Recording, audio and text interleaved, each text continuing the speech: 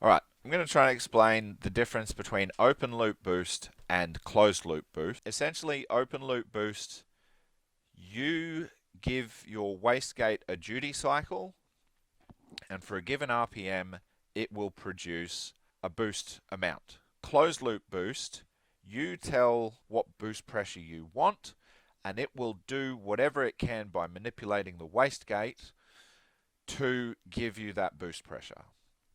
So what I've got on the screen is, and please forgive me, I did this a long time ago. The help file is helpful, but I didn't quite understand, so there was a couple of things that helped out.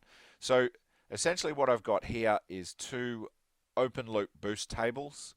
If you don't understand how open loop boost works, figure that out first before attempting to try closed loop, because what you need to do before you even start setting up, because closed loop is controlled by PID, which is parameters that measure and adjust values in real time or over certain periods of time based off a feeder table, but it's essentially your open loop boost table. So you really need to tune this table or something like it, and you can have multiple boost tables. I'm only using one, but I'll explain. You'll understand later on why I've only got one table.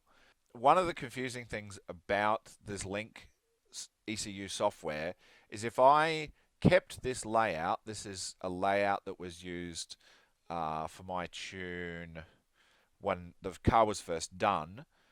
If I load a new save file that doesn't use this layout, it'll keep the same layout, but it'll plug the values in from the save file. So what I've got to do is I've got to open, I think it's this layout. Yeah, okay, I've got to open this layout, and then what I'll do is I'll open, this is the result of setting up closed loop. And what you do is, where is it? Just bear with me a sec. Closed loop boost control.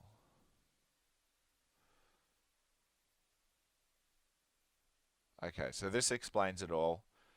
Read through that, but then at the bottom here it says see also closed loop boost setup guide. Okay, so open this up. My open loop boost stuff is still here, so all the trims, and if you set it up, set any boost by gear values or whatever, they'll still be over here.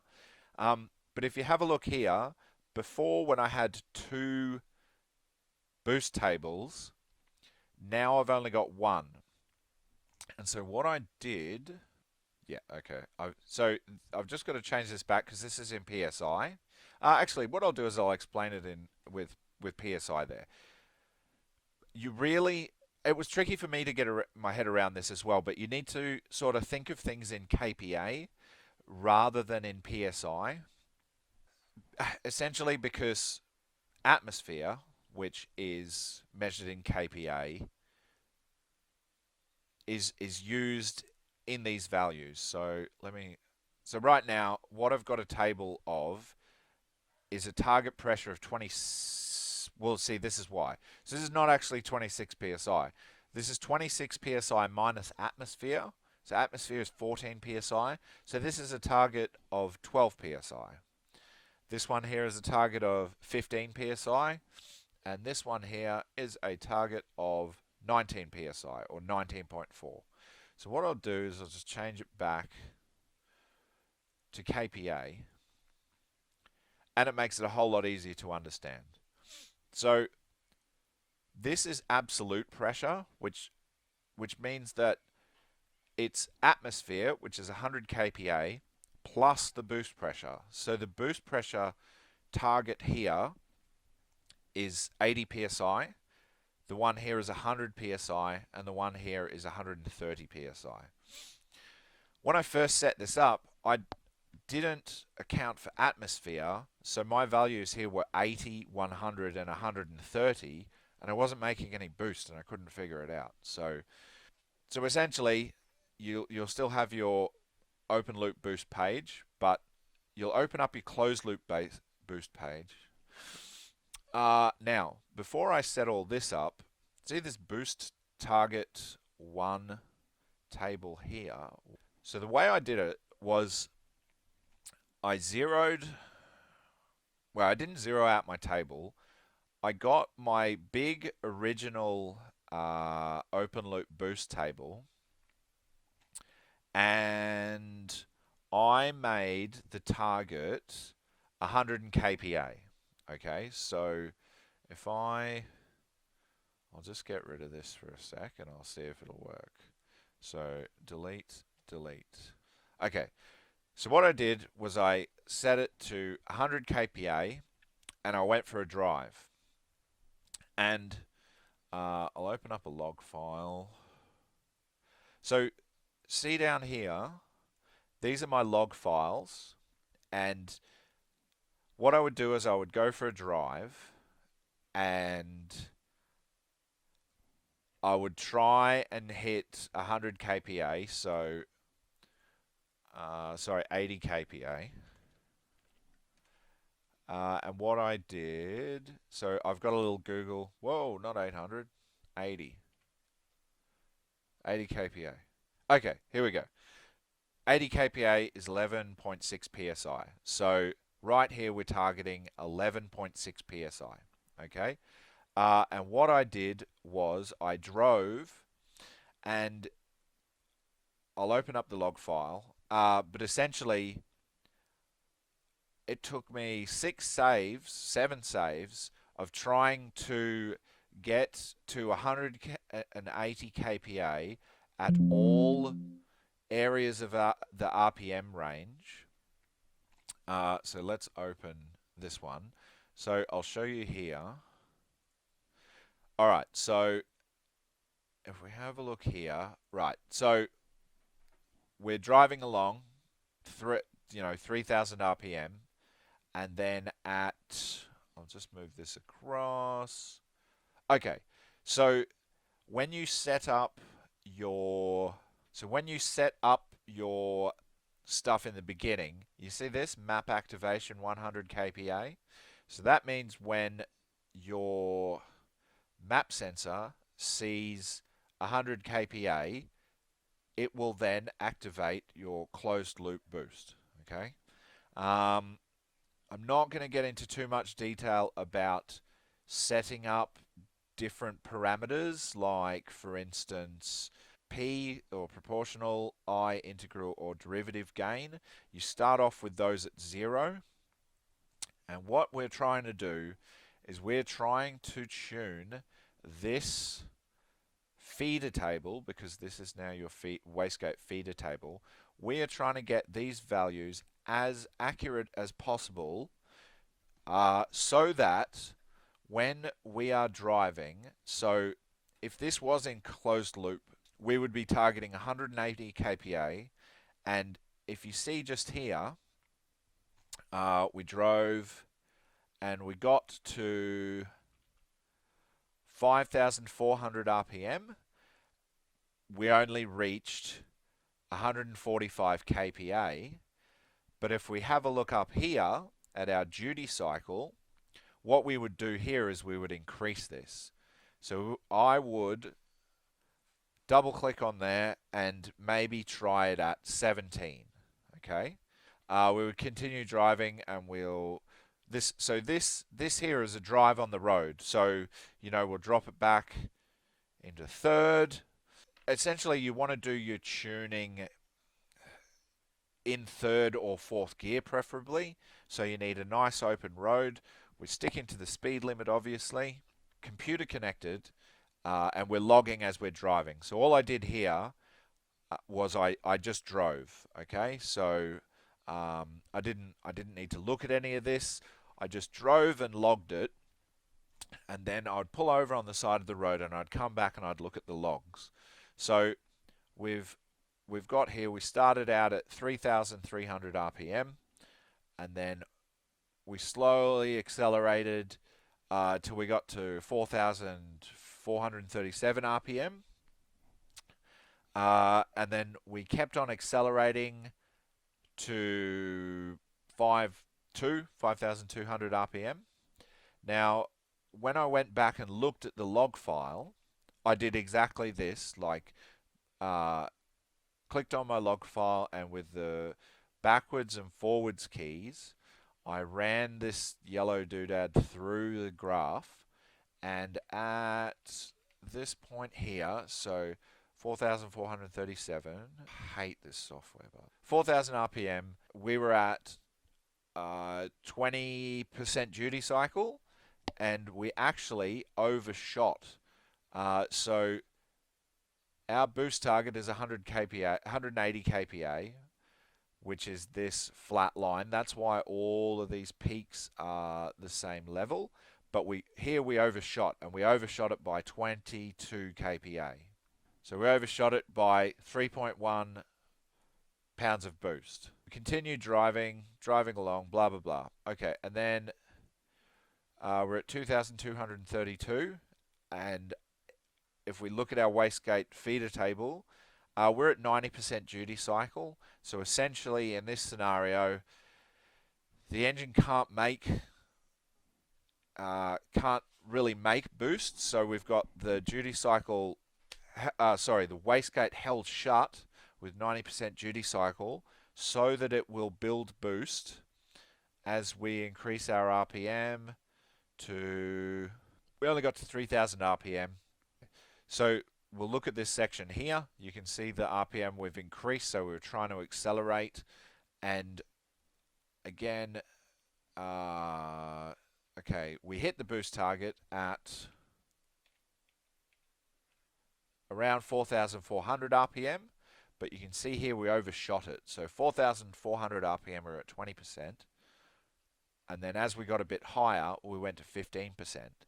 Now, what you can do, so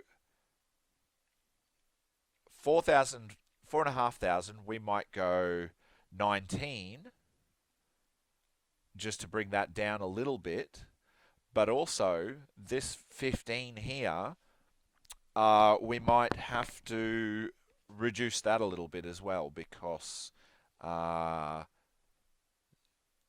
when it enters that cell, it's giving it 15% duty cycle, and for that RPM, so 5,000 RPM, it looks like it's really made it overshoot. So if we go to how far it overshoots to, yeah, so what it's done is it's gone 4.5 to 5,500 RPM, and 15% duty cycle in both of these cells has made it really overshoot our 180 kPa. So I hope you understand that. Essentially, what I was trying to explain is that we need to tune this table here, 180 kPa, so that this blue line reaches your target and doesn't fall short or overshoot. Okay? So let's have a look at the next value I did, and this is going to differ for your engine and your boost target. So I've got 11, 14 and 19 psi.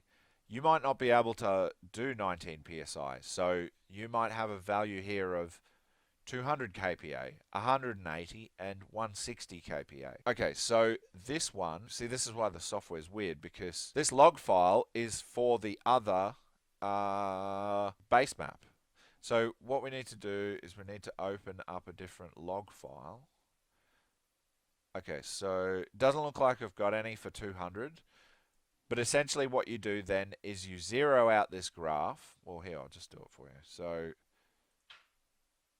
instead of it being 180, 200, and 230, we now make the graph for 200, and then we tune it for 200 kPa. So you go for a drive, log the results, and double click, and then you drag it across, and then you click again, and it'll get that section. So this was the other one we were just looking at. So you do this for 200 kPa, because we're trying to tune these values. So I hope that makes sense. Let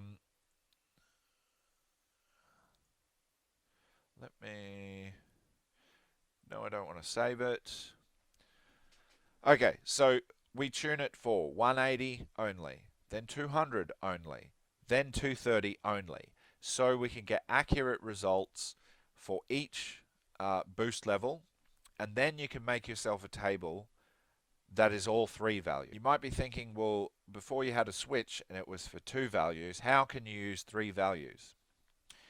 Once you've got this table and you've got your feeder table accurate for 180, 200, and 230, I'll just open up a log file.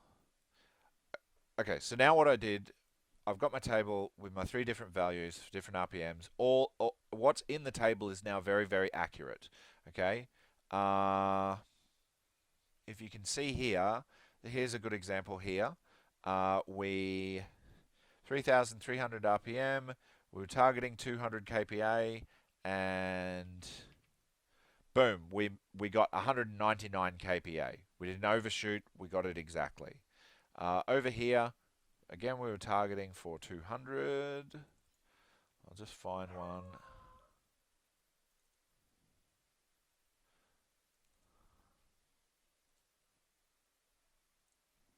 Okay, so here's one we were targeting 230 kPa, and we got to 209. This one started out at 200, and we got to... Okay. Anyway, so you drive. What I've got in my thing here is I used engine speed, throttle position, and I'll explain why throttle position in a sec. And then I put boost target and manifold pressure, which is different to MGP, so manifold gauge pressure, because MAP includes the atmosphere, the 100 kPa of atmosphere. Then I've got my PID values down here, and then wastegate duty cycle, what part of the closed loop it's in, so the different stages, and then I've just had a look at my duty cycle and my fuel pressure just for, we don't actually need those.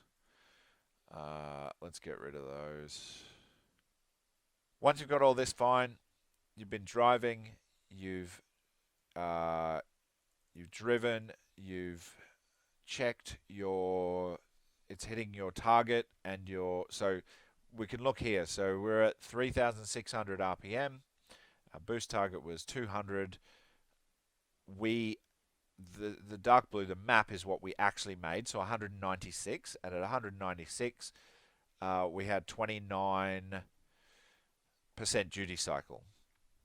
Okay, the way I am able to use the three different boost levels is I changed my boost target table to throttle position versus... Oh, okay, so no, it is... I think it's a 3-axis table? Yeah, it is. It's 3-axis. So 0 and 1 is my switch now. So 0 is this row. Sorry, here, this row. And then 1 is this row here.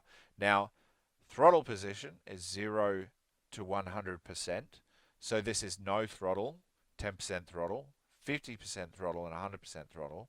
And then the values I've used, so with the switch in position 0 at 50% throttle, I'm targeting 220 kPa, and at 100% throttle, I'm targeting 230 kPa. With my switch in the other position, which is my just driving around town, my maximum boost at 100 psi, 100% throttle is 200 kPa, or we want 100 kPa. There we go, 14 psi. Okay, so maximum with the switch in the low position is so this is just an electronic switch that is connected to that input, digital input number 8, I think it is, on mine. It'll be different for yours, but I wired up a switch. And so now what was happening, why I wanted to do the closed loop was With open loop, if I wasn't careful, the car would get into an RPM range where the duty cycle was pretty solid, and it would just make heaps of boost and like break traction. Whereas now I can drive the car and under 50% throttle, it's targeting 14 psi, but if I give it the beans, it'll target 19. If I give it half the beans, it'll target 220 kPa or 120, which is, what's that, 16 psi, something like that. So yeah, that's how I set it up. The way I figured out how to do it, again, was I used the help file. So if you go up here, help, contents, and then I just typed in closed loop boost, and then I scrolled to the bottom, and it had the, well, here, I'll do it again. So it went help, contents, closed loop, hit enter, closed loop boost control, closed loop boost control. It explains how it all works. Read through that, and then at the bottom it's got a setup guide. Click on the setup guide, and this tells you how to set it up. So this is the area where we were. That's right. Okay, so you set your boost target table. So boost target 1, instead of having my switch, which is 0 and 1, what? Hang on, what did that? See, they don't have another axis there. Let me just have a look and I'll see if I can get rid of this axis. What if I go none?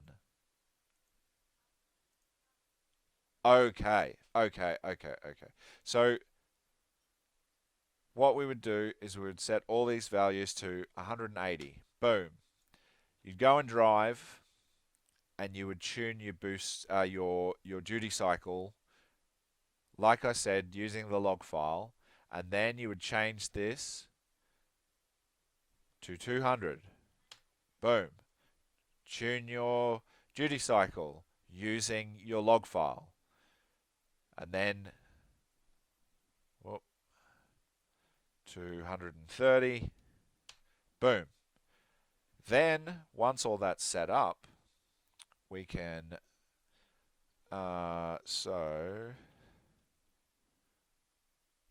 here we go. So, digital input 8, and I've named mine boost switch. We've got 0 and 1. Okay. Boom. Here's all my values back again.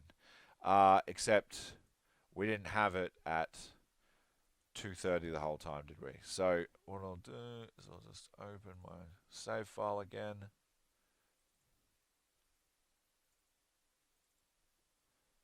No, I don't want to save it.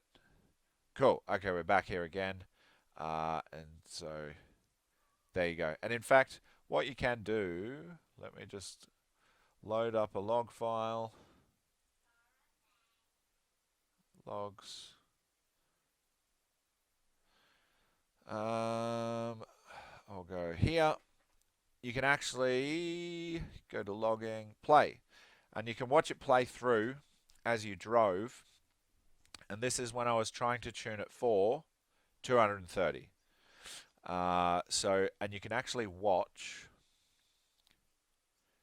You can watch as it goes through the RPM, for example, where, well, here you can see it's only targeting 160. This is what's confusing. This log file does not go with this base map file. But anyway, it is what it is. So you can see here it running through, and yeah, making boost to its target, and then just falling short. Okay, so that's how I set that up. Once all that's done, you then have to adjust your PID. So that's not something I'm going to explain. You'll need to read up on that and do some experimenting. Alright, so I hope that was helpful. I'm definitely not an expert on this, and I did it a long time ago, but if you follow the help file, And hopefully that rambling will help you understand this. It does explain in here how to adjust your PID settings. Actually, there is an example in here. I found, where is it? There are examples. Where is it? There's examples of different engines PID settings. So there's like an Evo, a 2JZ. Let me just try 2JZ. Oh yeah, closed loop boost example. Here we go. So PID settings. So Subaru EJ25. The P is 1, I is 0.4, and D is 0.4. For a 2JZ, their P was 5, their I was 0.1, and their derivative was 3. And then for an Evo, it was 3.2 and 3. So you can see they vary quite a bit. Hope that was helpful. That is closed loop boost on a Link ECU. Thank you for watching.